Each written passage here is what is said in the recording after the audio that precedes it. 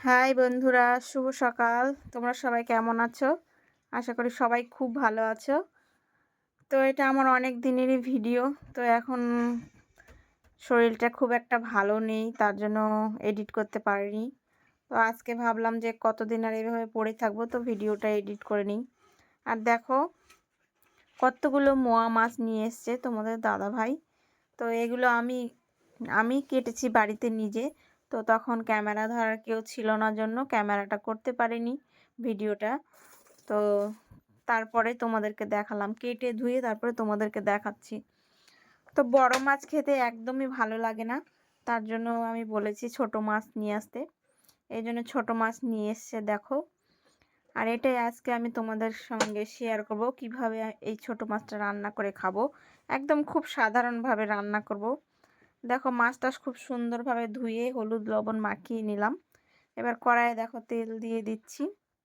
আর এরকম তোমরা রান্না খাও কিনা অবশ্যই পুরো ভিডিওটা দেখার পর একটা কমেন্ট করবে যে খাও কিনা।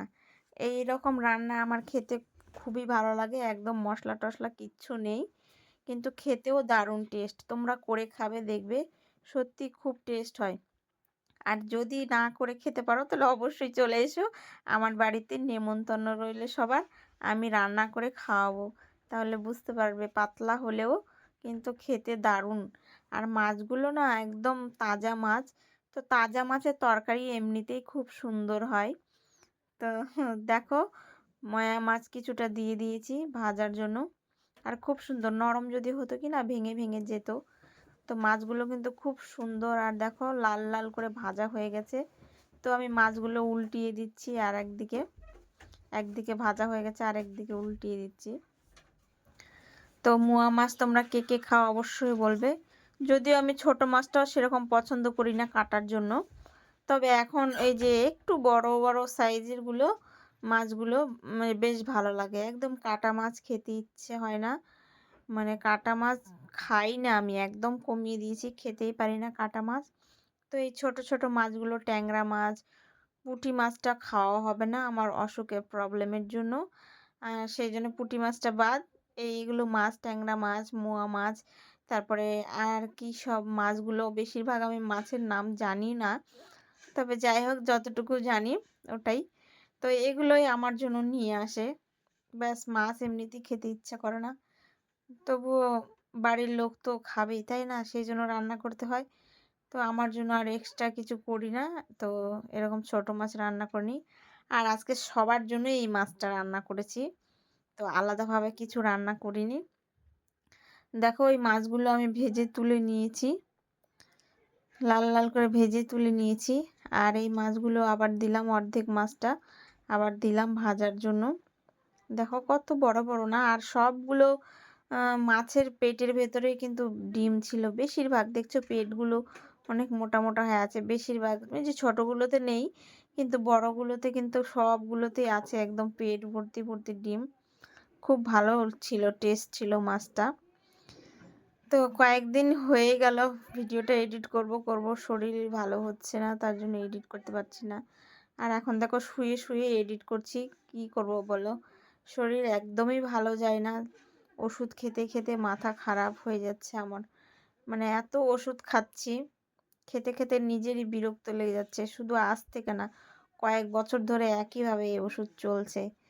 মানে কি বলবো তোমাদেরকে, বলার মতো না। তো যাই হোক, এই ভালো এই খারাপ এই নিয়ে জীবন আমার, যেইটুকু মানে যতক্ষণ আছি এইভাবে চলতে হবে।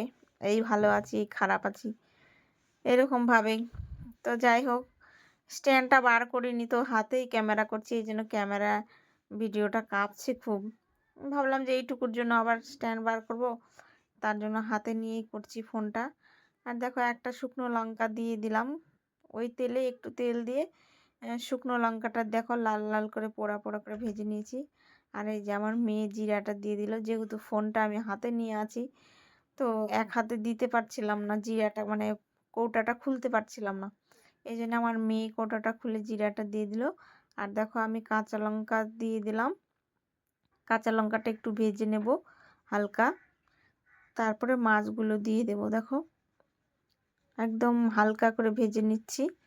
একদম ভেজে না নিলেও কাঁচা কাঁচা একটা গন্ধ বেরোয়, কাঁচা লঙ্কার দেখবে কাঁচা কাঁচা একটা গন্ধ বেরোয়, সেই গন্ধটা একদম ভালো লাগে না। আর এই যে দেখো মাছগুলো এখন আমি দিয়ে দেবো। এই যে কাঁচা লঙ্কা আর শুকনো লঙ্কা ফোড়ন দিয়েছি, জিরে ফোড়ন, ওর মধ্যে মাছগুলো দিয়ে দিলাম। এখন আমি ওই মাছের মধ্যে লবণ আর হলুদ দিয়ে দিব।